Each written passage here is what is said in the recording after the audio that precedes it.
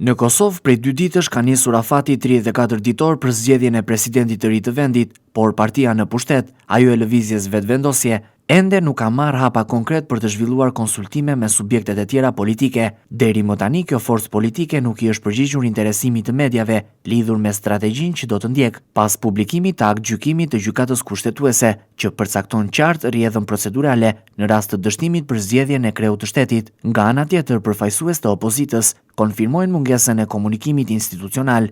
Bedri Hamza nga Partia Demokratike e Kosovës deklaroi se nuk ka marrë asnjë ftesë nga kryeministri Albin Kurti për takim apo konsultime politike. Të njëjtin qëndrim e kanë shprehur edhe nga Lidhja Demokratike e Kosovës, duke theksuar se deri tani nuk ka pasur asnjë sinjal për nisjen e dialogut ndërpartiak për zgjidhjen e situatës. Kriza institucionale u thellua pas vendimit të gjykatës kushtetuese, e cila rrëzoi dekretin e presidentes Vjosa Osmani për shpërndarjen e kuvendit. Ky dekret ishte nxjerr pasi deputetët dështuan të zgjidhnin presidentin në seancën e 5 marsit. Sipas arsyetimit të gjykatës, dekreti nuk prodhon efekt juridik, ndërsa njëkohësisht u vlerësua se presidentja nuk ka kryer shkelje kushtetuese me veprimet e saj. Në aktgjykim, gjykata kushtetuese ka përcaktuar se nëse brenda afatit 34 ditor kuvendi nuk arrin të zgjedhë presidentin, atëherë shpërndarja e tij bëhet automatike. Në këtë rast, vendi do të duhet të shkojë në zgjedhje të reja parlamentare brenda 45 ditësh nga momenti i shpërndarjes. Situata aktuale e vendos skenën politike përballë një prove të rëndësishme, ku mungesa e konsensusit rrezikon të çojë vendin drejt një cikli të ri zgjedhor, në një kohë kur kërkohet stabilitet institucional dhe bashkëpunim politik.